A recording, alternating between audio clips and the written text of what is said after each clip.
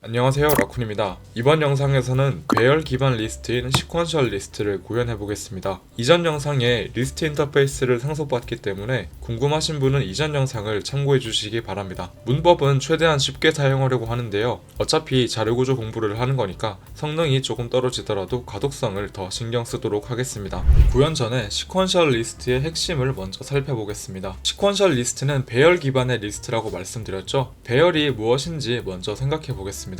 배열은 동일한 데이터 타입을 여러 개 저장할 수 있는 연속적인 메모리 공간인데요. 이렇게 이야기하면 이해가 잘 안 되죠? 간단한 예시를 들어보겠습니다. 집을 데이터 타입이라 생각하고 4층짜리 아파트를 상상해 보겠습니다. C 언어로는 이렇게 표현할 수 있는데요. 아파트는 4개의 집을 저장할 수 있는 배열이라는 의미가 되겠죠. 이 아파트 1층에 A라는 사람이 들어와서 산다면 언어로는 이렇게 표현할 수도 있습니다. 이 방식대로 모든 층에 A, B, C, D가 입주할 수 있는데 여기까지는 문제 없어 보이죠? 지금부터 이 상황을 바탕으로 저희가 리스트를 구현할 때 고려해야 할 점들을 말씀드리겠습니다. 첫 번째는 배열이 가득 찼을 때입니다. 지금 4층 아파트 모든 층에 사람이 살고 있기 때문에 5번째 사람이 들어갈 수가 없습니다. 이럴 때에는 재개발을 하는 수밖에 없겠죠? 더 큰 아파트를 짓고 그곳을 옮긴다면 5번째 사람도 입주를 할 수가 있습니다. 두 번째는 원소 사이에 새로운 원소를 삽입할 때입니다. 이미 1층부터 4층까지 잘 살고 있는데 이가 3층에 들어가려면 3층과 4층이 4층, 5층으로 옮겨줘야 합니다. 3층만 5층으로 가면 되지 않냐고 하실 수 있는데 리스트의 순서를 보장하기 위해서는 한 칸씩 쭉 밀려야 합니다. 세 번째는 중간 원소를 삭제했을 때입니다.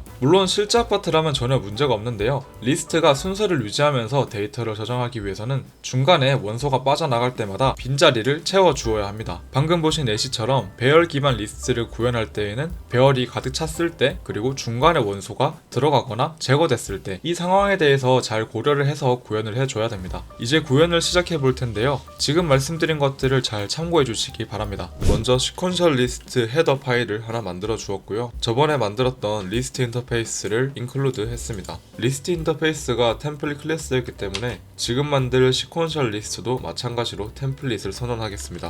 그 다음 클래스 내에 퍼블릭과 프라이빗 부분을 일단 나눠 줬고요. 저는 제가 구현해야 될 리스트 인터페이스에 있는 기능들을 먼저 가져오도록 하겠습니다.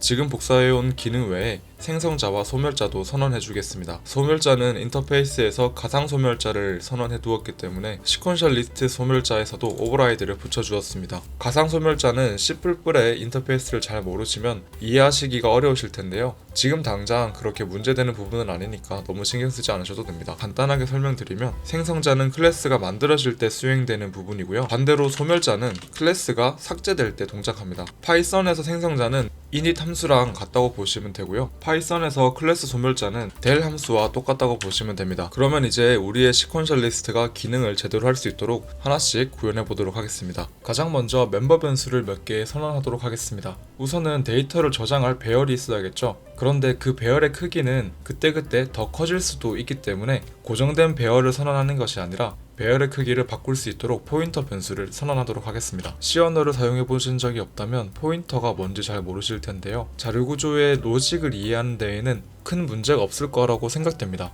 로직에 집중하셔서 들어보시면 좋겠습니다. t포인터 변수를 선언해 주었으니까 생성자에서 바로 배열을 동적 할당 받도록 하겠습니다. 초기 크기는 128개로 임의로 두었습니다. 이렇게 하면 데이터 타입 t에 대한 크기가 128개인 배열을 만들겠다는 의미와 같습니다. 이렇게 하면 어레이 변수에 항상 동적 할당 받은 배열이 있겠죠. 이렇게 동적 할당 받은 메모리는 직접 소멸시켜 줘야 합니다. 그래서 소멸자에서 저희가 할당 받은 어레이 메모리를 소멸시키는 부분을 추가하도록 하겠습니다. 이렇게 하면 기본적인 배열은 만들었다고 볼 수 있는데요. 배열 외에도 현재 크기를 의미하는 사이즈 변수를 추가하도록 하겠습니다. 마찬가지로 사이즈도 생성자에서 0으로 초기화할 수 있도록 하겠습니다. 이렇게 하고 보니까 배열의 최대 크기를 의미하는 변수도 있으면 좋겠다는 생각이 듭니다. 사이즈 외에 맥스 사이즈도 같이 선언해 주도록 하겠습니다.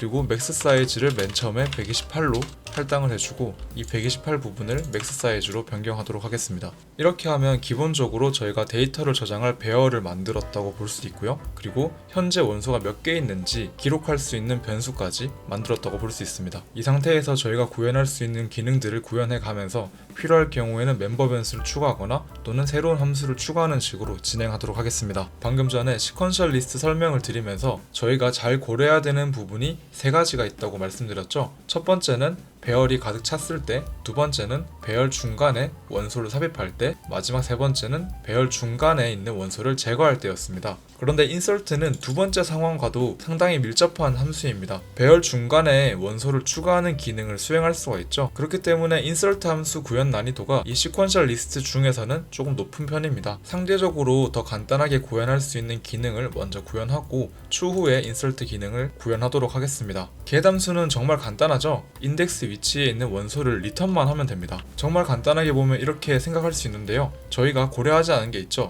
인덱스가 유효한지 확인을 해야 됩니다. 여기서 유효한 인덱스라 함은 원소가 있는 인덱스라고 볼 수 있습니다. 그렇기 때문에 파라미터로 받은 인덱스 값이 우리가 가지고 있는 사이즈와 같거나 크다면 유효하지 않은 인덱스라고 볼 수 있습니다. 여기서 등호가 들어가야 되는지 빠져야 되는지는 처음에는 조금 헷갈리실 수 있을 텐데요. 한번 생각해 보시면은 금방 이해하실 수 있을 겁니다. 그래서 인덱스 값이 사이즈보다 같거나 클 때 저는 인덱스 에러를 스로우 하도록 하겠습니다. 이렇게 하면 간단하게 get 함수는 완성됐다고 볼 수 있겠죠. 다음으로 내려가서 pop 함수인데요. pop 같은 경우에도 잘 고려해야 되는 세 가지 케이스 중 하나입니다. 그렇기 때문에 나중에 다시 구현하도록 하겠습니다. 그 밑에 내려와서 clear 함수인데요. clear 함수에서는 사이즈를 0으로 바꾸기만 해도 기능을 완료할 수가 있습니다. 이게 어떻게 가능한지 의아하실 수도 있을 텐데 저희가 유효한 인덱스를 판단하는 기준으로 사이즈를 활용하고 있죠. 그렇기 때문에 사이즈가 0이라고 한다면은 사실상 아무것도 갖고 있지 않다는 의미와 똑같아집니다. 이 부분에 대해서는 조금 헷갈리실 수도 있는데 나중에 구현한 기능을 바탕으로 고민을 조금 해보시면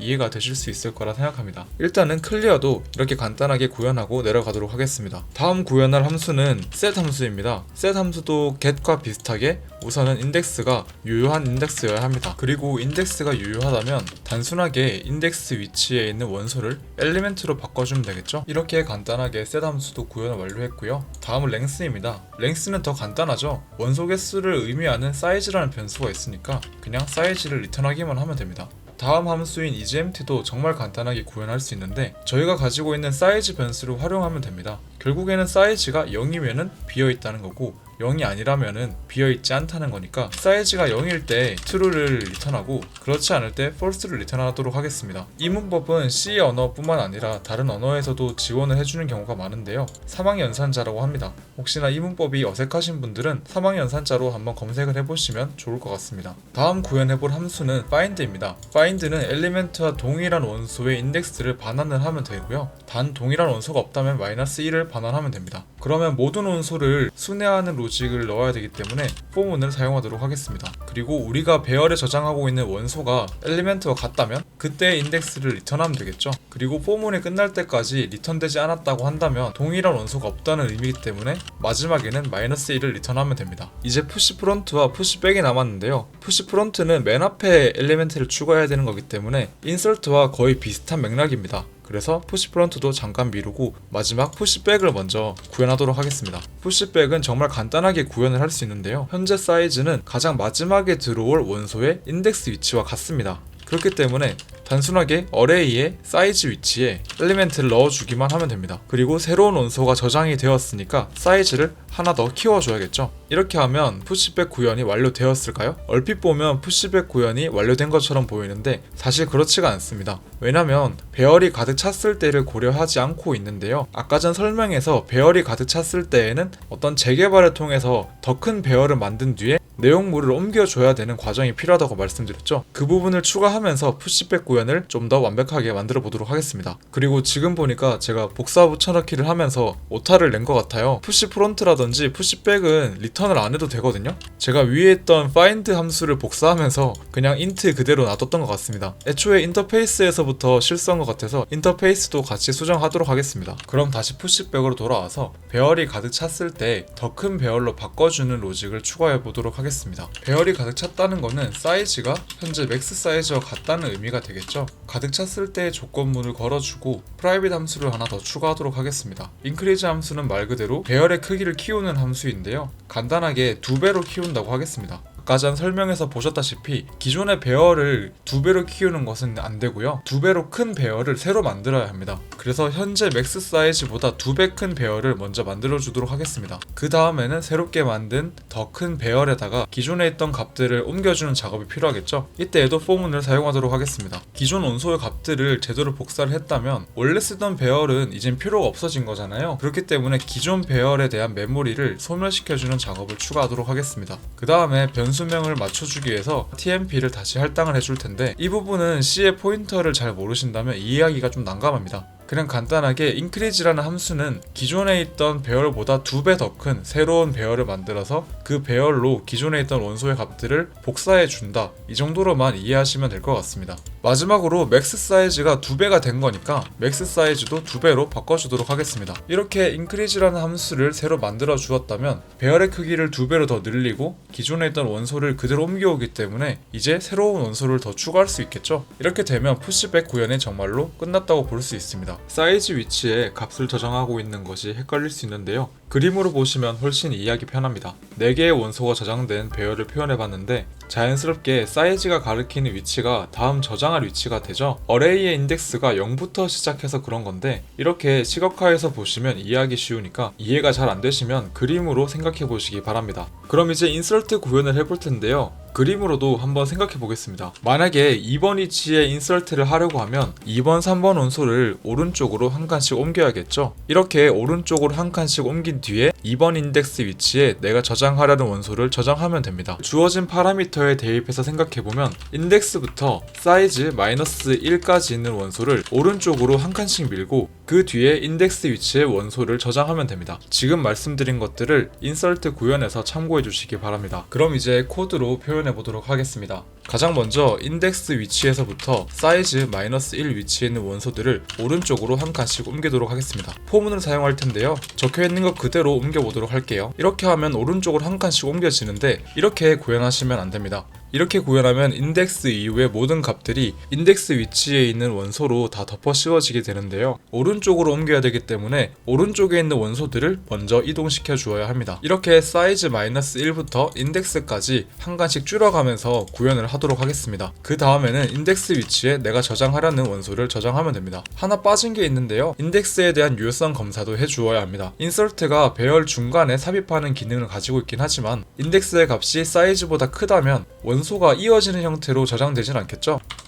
그렇기 때문에 사이즈보다 큰 값이 들어왔을 때 인덱스 에러를 발생시키도록 하겠습니다. 그리고 인서트 함수도 새로운 원소를 저장하는 것이기 때문에 배열이 가득 찬 경우가 있을 수도 있겠죠. 푸시백처럼 배열이 가득 찼을 때 increase 함수를 실행시키겠습니다. 그리고 사이즈를 키워주는 것도 제가 빼먹었네요. 사이즈를 +1 시키도록 하겠습니다. 이렇게 하면 인설트가 구현이 완료된 것처럼 보이는데 조금 이상한 부분이 하나 있죠. 푸시백이나 푸시프론트 둘 다 인설트를 활용할 수가 있는데요. 푸시백은 사이즈 위치에 원소를 저장하는 것과 같습니다. 따라서 이렇게 인설트를 활용하면 더 간단하게 구현할 수가 있는데요. 마찬가지로 푸시프론트도 바로 구현할 수 있겠죠. 그냥 인설트에서 0번째 인덱스에 원소를 저장해주면 됩니다. 이렇게 인설트를 쓰면 푸시프론트와 푸시백을 바로 구현할 수 있는데 굳이 푸시백 구현을 먼저 했던 이유는 푸시백이 더 직관적이기 때문입니다. 인설트도 그렇게 복잡하지는 않았지만 그래도 푸시백이 더 직관적이기 때문에 푸시백 구현을 하고 인설트를 구현하면 더 쉽게 접근하실 수 있을 거라고 생각을 해서 푸시백 구현을 먼저 했고요. 최종적으로는 인설트를 활용하면 이렇게 더 간단하게 만들 수 있습니다. 이제 남은 함수는 딱 하나인데요. 팝 함수 구현하고 끝내도록 하겠습니다. 팝 함수는 인설트 함수와 비슷한 부분이 있는데 인설트는 배열 중간에 원소를 삽입하기 위해서 오른쪽으로 한 칸씩 옮겼었죠. 반대로 팝 함수는 배열 중간에 있는 원소를 제거하고 나서 빈칸을 메워주기 위해 오른쪽에 있는 원소들을 다시 왼쪽으로 한 칸씩 옮겨 주어야 합니다. 인덱스의 한 칸 오른쪽에서부터 모든 원소를 한 칸씩 왼쪽으로 옮겨 주어야겠죠. 그렇기 때문에 포문의 범위는 이렇게 됩니다. 인설트에서는 오른쪽으로 옮겼기 때문에 오른쪽에 있는 것들부터 옮겼었고요. 팝은 왼쪽으로 옮겨야 되기 때문에 왼쪽에 있는 것들부터 옮기도록 하겠습니다. 유효한 인덱스의 범위는 위의 get 함수와 같이 사이즈보다는 작아야 합니다. 그리고 이 다음에 어레이의 인덱스 위치에 있는 값을 리턴하게 되면 이미 값이 덮어 씌워졌기 때문에 원하는 값이 아니고요. 덮어 씌워주기 전에 우리가 리턴해야 될 값을 미리 저장해 놓아야 합니다. 그 다음에 리턴은 우리가 미리 저장한 값을 리턴하도록 하겠습니다.